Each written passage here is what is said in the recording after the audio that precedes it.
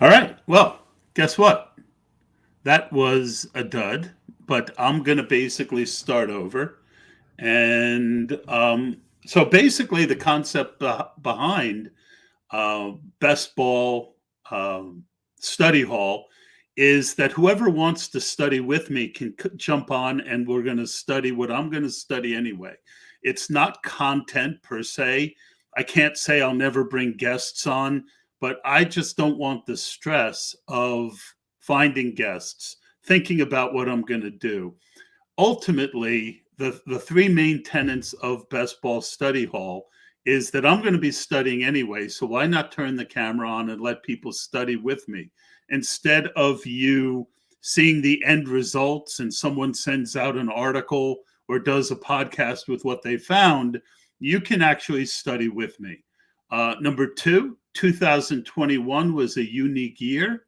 So we always have to remember that craziness and not take more out of it than we should, because let's face it, the results are going to be skewed.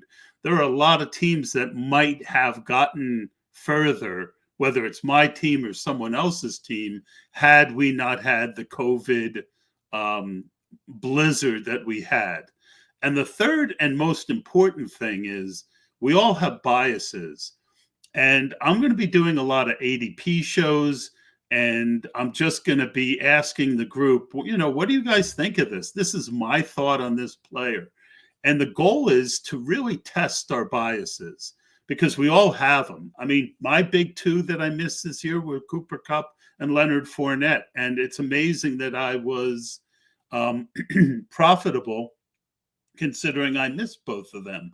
So that is kind of what Best Ball um, Study Hall is. I can't say at one point I'm not going to try and sell the concept to another site, but for now, through the Super Bowl, it'll be free. You want to come join me and watch what I'm doing? That's great. And so, what am I going to be studying today? I am going to be studying the four drafts that we had. So let's enough of my face and let's share the screen. All right, you guys should be able to see this now.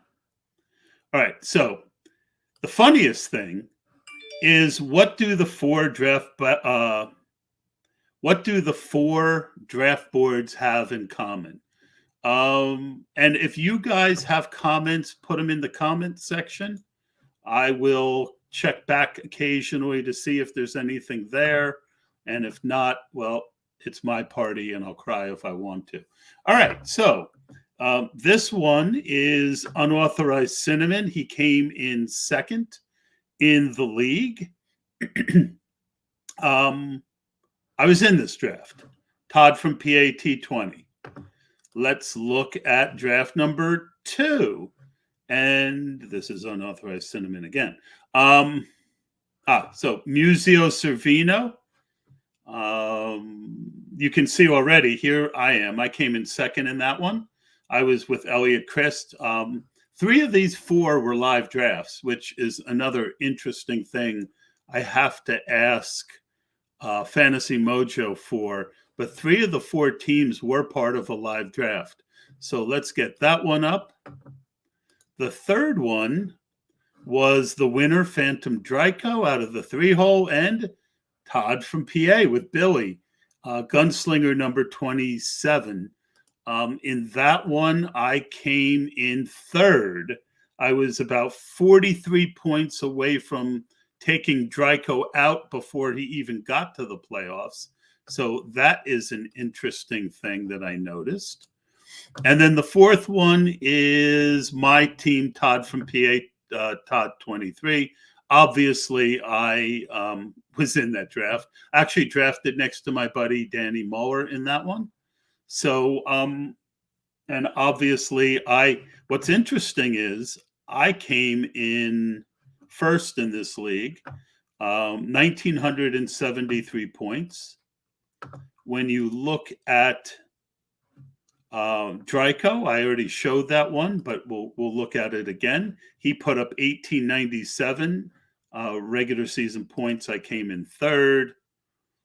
Let's look at number 3. That's Dave Hubbard in number 8. That's Billy Musio with Servino in number 10. They came in third, and me and Elliot in 12th. And in this league, I think I showed you this already, but we came in second. So it wasn't like we got blown out in any of these. And we did Dryco, and we did mine, and then unauthorized cinnamon. I don't think I showed that. I think I came in 5th. Yeah, I came in 5th in that one. And they got 1,885 points and came in second as well. So the top 2 teams didn't win their league.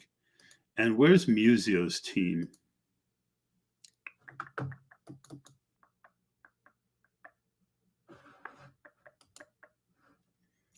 Musio's team.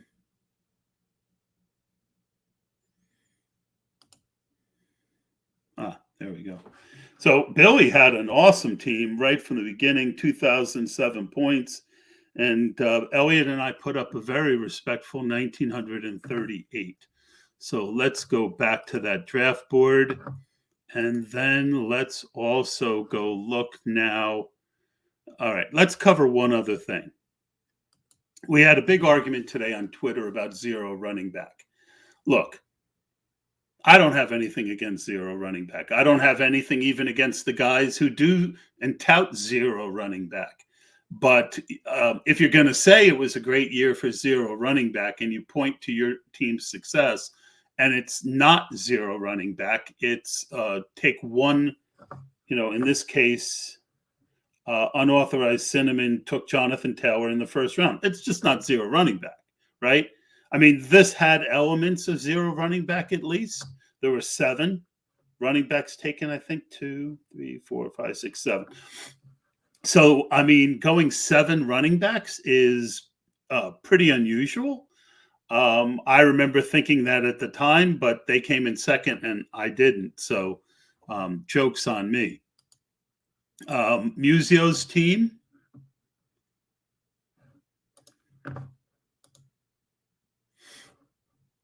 Musio's team was definitely had Jonathan Taylor in the second round, though. Not zero running back. Why do I have everything twice or 3 times?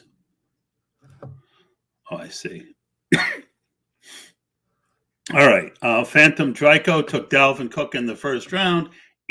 Sorry, not zero running back. I heard him say he was honorary zero running back, but when you take 1 in the first round and 5 overall, that's not zero running back. The name modified zero running back isn't zero running back either. It's punt. We used to call it punt running back number 2. So I don't have any axe to grind. I know it probably sounds like I do, but I don't. And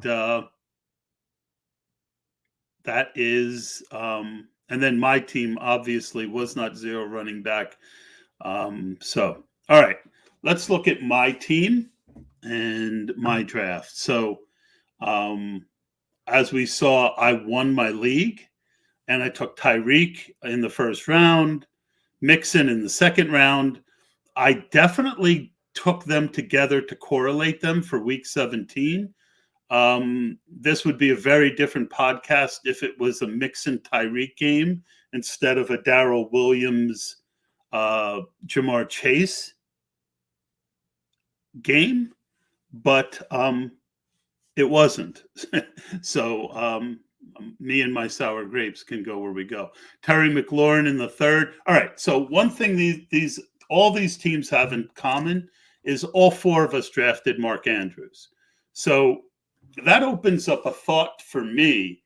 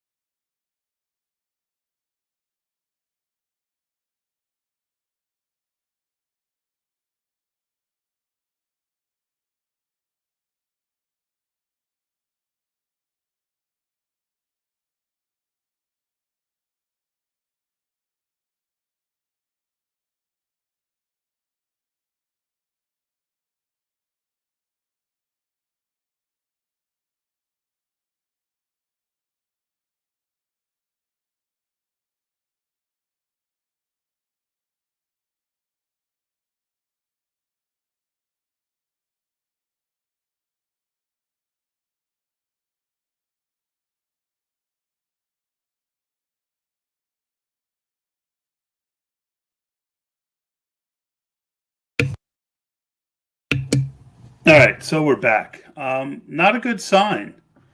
Um, but let me send out a tweet that I'm finally back up.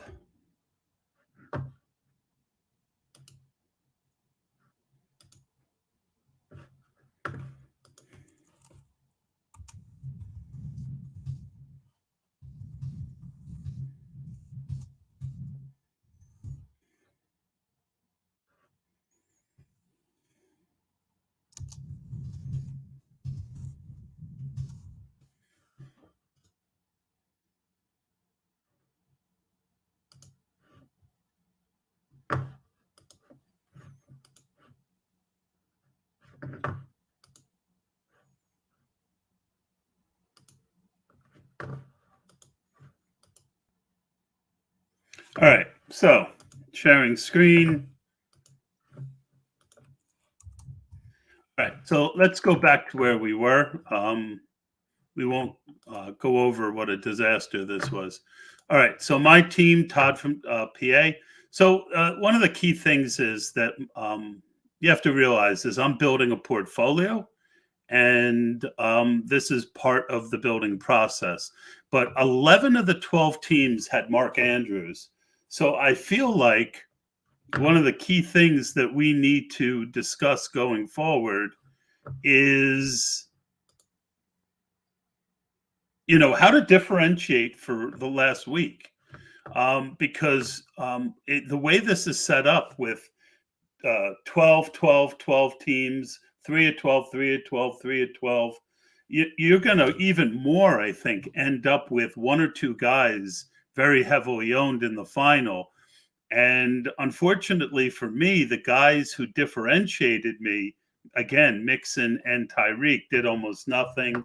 And James Conner was hurt, and Kareem Hunt was hurt.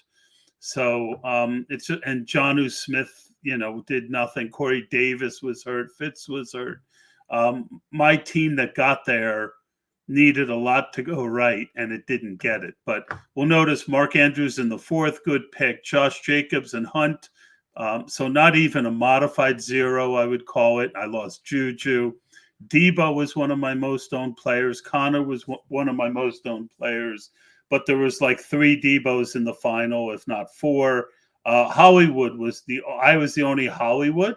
So combining your studs with another guy on the team without the quarterback is a way to differentiate. It didn't work out for me, but that doesn't mean it won't work out for you. So that was my team. It had a roster construction of 3 quarterbacks because I took them late. Normally, I'm a 2 quarterback guy, but if your first 2 quarterbacks are Wentz and Fitz, you're probably better off taking a third. I did have Rashad Penny. He didn't do anything for me all year, but we all know what he did in the playoffs. Got into an argument on Twitter about whether he had a floor. I saw him as a guy who, if healthy, was going to get 6, 7, 8 carries a game. That's what they had done when Carson was healthy. They don't run Carson as a stud. So 16th round, what you're hoping for here is, 3 or 4 touchdowns a year. Usable scores, 3 or 4, and then if Carson gets hurt, you're hoping for what ended up happening. I was happy with this team. It just didn't have the juice to win it all. But Huggers, I see you trying to join.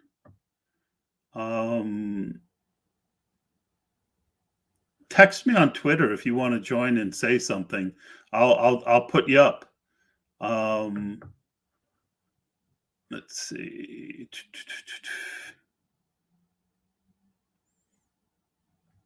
Where are you?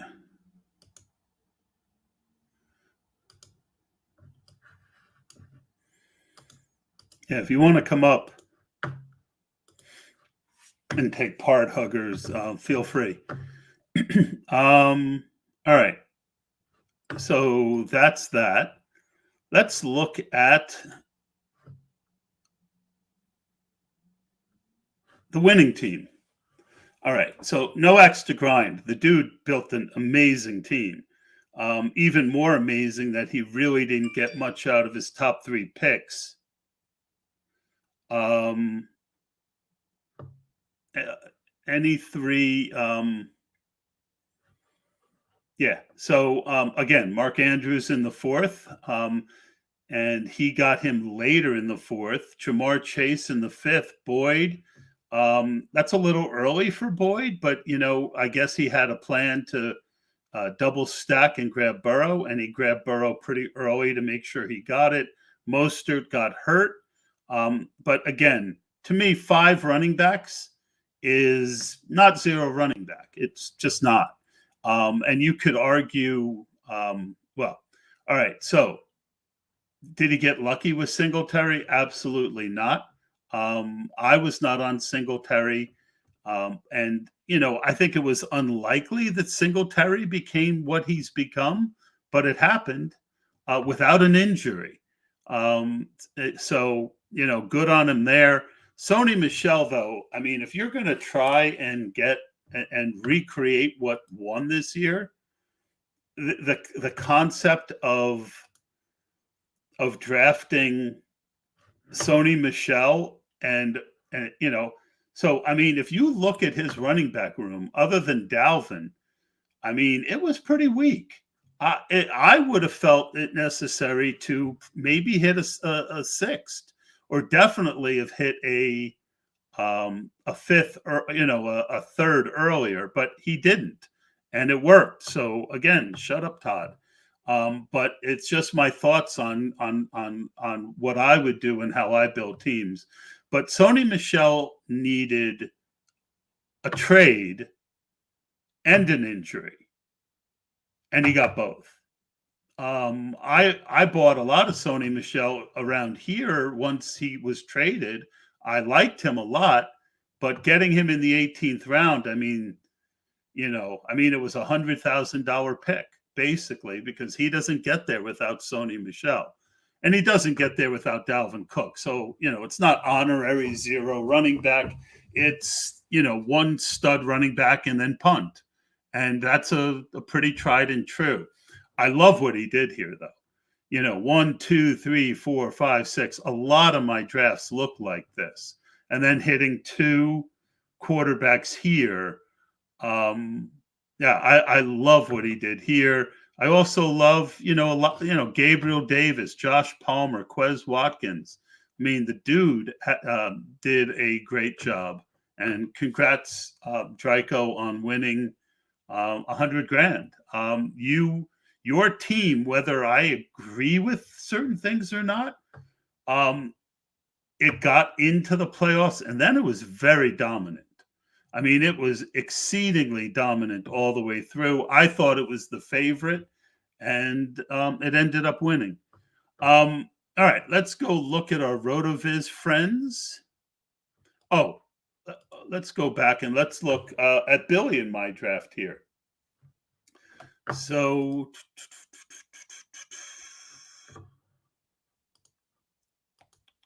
that's the interesting thing about studying with me. I'm really sloppy studier. All right. So Billy and I were in this draft in the 8th spot. We took Adams. We took Najee. Allen Robinson. I looked at this earlier. There's nobody who was drafted. Maybe you could argue Hawkinson. I was taking some Hawkinson. Allen Robinson just shit the bed. Tyler Lockett. Not a bad pick. Jerry Jeudy was a guy. This was a Billy pick, and we had almost none. So I don't regret the pick at all, because when you look, there was nobody. We had a lot of Odell. There was nobody who really you could look at and say that should have been the pick. But I own very little Jerry Jeudy. It just happened he was here. Then we added 2 running backs, 2 that we didn't have a ton of Edmonds, but you'll notice this is something that was part of what I did. I came up with the term stack cuffing, right? And this is the perfect, this was the only stack cuff that I liked this year. It was Edmonds with James Conner. Because you only had to pay a 6 and a 9 for them, they both had floors on a weekly basis, plenty of weeks. I bet you both Edmonds and Conner were in my lineup. And then when Chase Edmonds went down for that couple weeks, you really got like second, third round value out of Conner. That is what you're looking for when you stack two running backs on the same team. I'm not a fan of handcuffing. I know even Justin Herzig, who I couldn't have more respect for, said he's not against it. I think in general, if you're playing volume, it's not a great strategy. Now, the person who he was talking to said it's definitely bad for pass-through rate, but it might be good. Handcuffing might be good for the playoffs. I still think that you handcuff other people's. You handcuff other people's. But to each his own. We took Jalen Waddle, good pick. Komet and Ferkser and Hurst.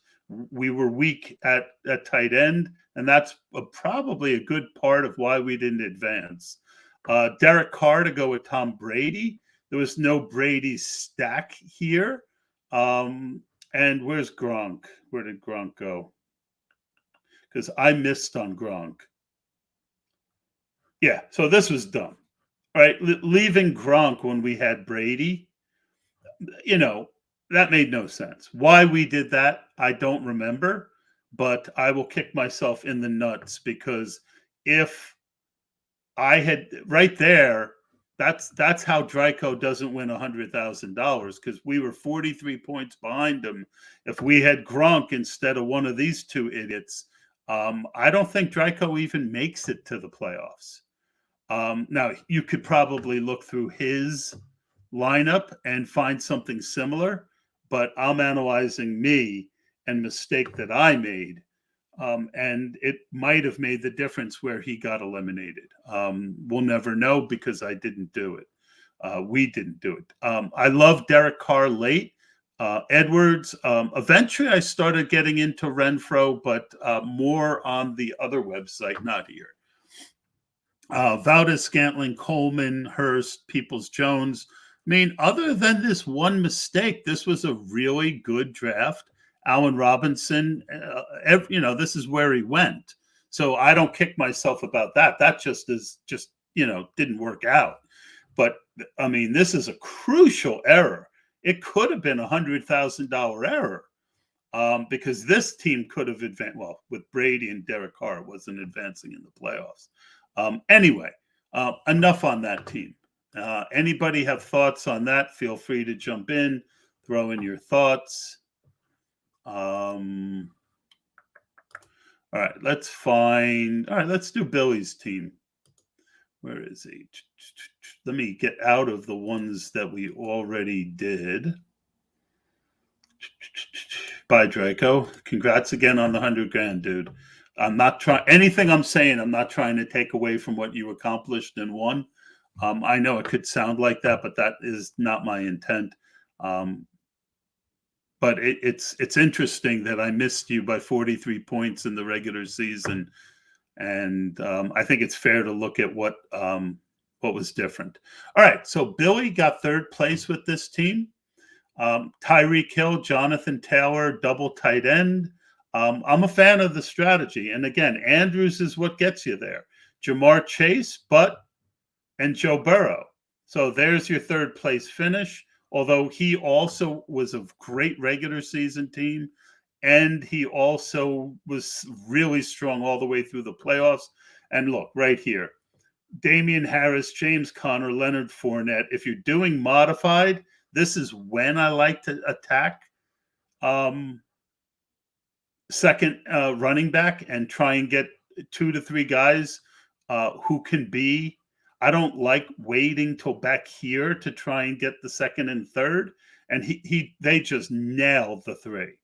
Robbie Anderson and Odell were busts, but with Tyreek and Hill, and then Gabe Davis and Palmer and Pringle, the funny thing about Pringle is he was completely off of Pringle, thought I was nuts, but we did so many teams together.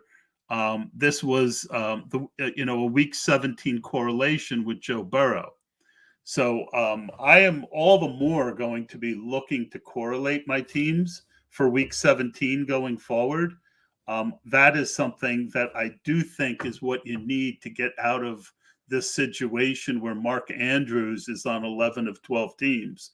My correlations, I did correlate my team. The one that got through was correlated for week 17. It just didn't hit. And I can't, again, if Joe Mixon got 3 touchdowns instead of Jamar Chase, I might have, made a run at it. Anyway, this is a very strong team. Elliot and I were in this. Elliot Christ and I did some teams run to FT Fantasy. So again, I was in all 4 of these drafts. Najee, Diggs, I barely drafted Diggs, but I don't remember if Elliot liked him or it was just, hey, why don't we get a Diggs share?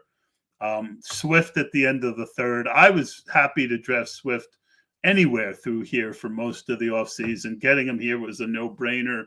Amari, Cup was my big error on the year, and we went Amari instead of Cup. This team did advance to the, I have nothing to be ashamed about. Lamar, Claypool, Sutton didn't work, but Goddard, Dalton Schultz in the 20th, Jalen Waddle, A.J. Dillon, Marquise Brown. Marquise Brown had started to fall because he was hurt a little bit in camp. And Taysom Hill is our second quarterback. We probably waited too long on second quarterback. But 5 running backs, Najee, Swift, Dillon, Madison, and Darrington Evans. Oh, what could have been my 20% Darrington Evans. And Musio's team, he took the 2 tight ends early and stopped. So that's the other thing. We have this discussion on Twitter all the time about 2 tight ends versus 3. Well, if these are your 2 tight ends, you better stop, right? I mean, it makes no sense to take a lower variance. Although you could argue the right tight end, like a Dalton Schultz late, if you had hit it, because of the 2 flex positions and the 1.5 PPR, you can argue that a 3rd tight end is not horrible. And I think that, again, is on other sites, I definitely think I want, 2 most of the time, and definitely only 2 if I have a stud. But I do think the scoring here opens up other opportunities. So he had 2, and 1, 2, 3, 4, 5, 6, 7, 8, 9. So 2, 5, 9, 2. That was my most popular build in the off season. And, Billy and I were partners, so a lot there. Dave Hubbard, really smart guy. 1, 2, 3, 4, 5, 2, 3. And again, you can argue, Hayden Hurst at the end of the 18th, Tim Patrick, Van Jefferson. Yeah, maybe Van Jefferson. All right. That's this draft. Let's go to unauthorized cinnamon. Let's go to, and again, I'm in here, Todd from PA20. Let's look at me real quick. I came in 5th. Well, when you have Ridley and A.J. Brown, I thought I had gotten a steal. Oops. Mahomes in the 4th.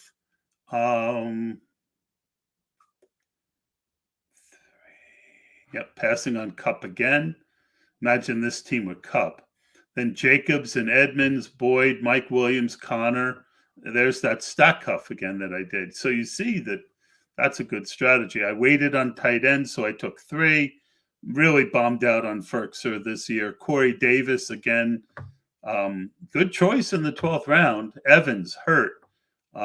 Tua, Tunga Maibalza, Brian Edwards, Demarcus Robinson, and Pringle. So I missed out early, so I took Robinson and Pringle late. All right, unauthorized cinnamon. Very unusual 2772.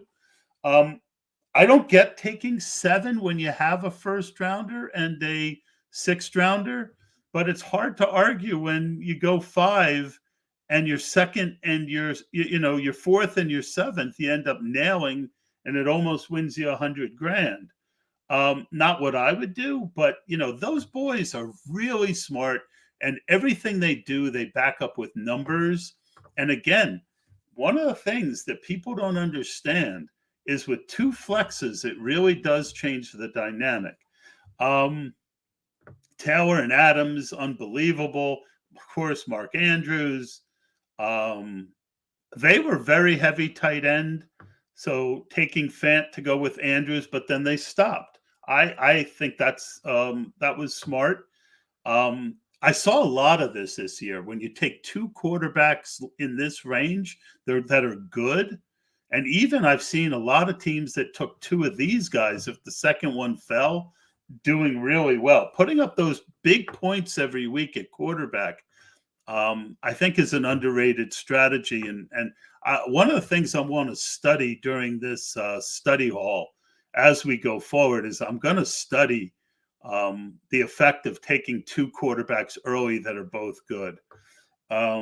Because I think just like with tight end, if you take two early and stop, I think taking two. So let's look. I didn't do that here. I'm going to go later. The purpose of this was to study all the winning teams.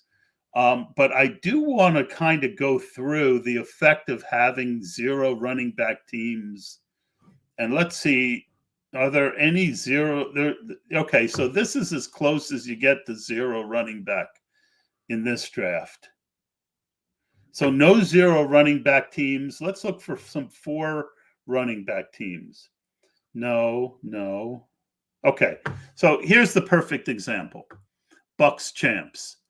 Barkley, Akers, Fournette, and Coleman. You get an injury, you're done.